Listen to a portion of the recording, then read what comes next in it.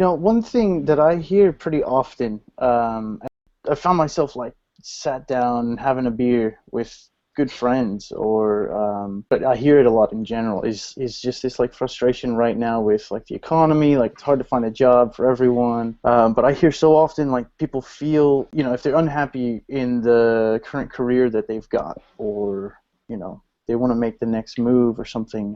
I keep hearing this frustration, this like a feeling like they don't have the skills or the knowledge necessary. And I keep hearing people say like, well, I can't find a job, or I want to do this, but I don't feel like I'm qualified, so I'll just go back to school. And I see all these people looking at going into another, people who already have degrees oftentimes too, looking at going for another 2 or 4 years of school. And, oftentimes they're already in debt.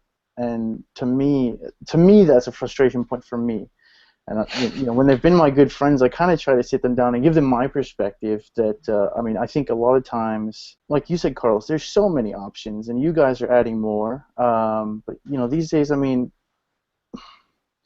for certain lines of work, you certainly need like an institutional education, right? And you need the right piece of paper that says like you're allowed to do X, Y, or Z.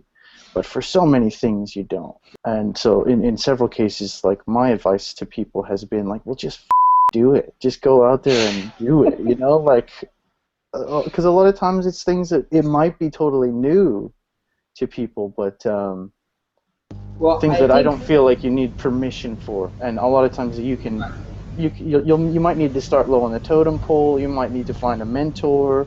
You might need to dive in the deep end and get a job that pays piss poor to get some skills. But a lot of times I feel it's best to go full steam ahead and get your hands dirty in the field, like especially with entrepreneurship related stuff.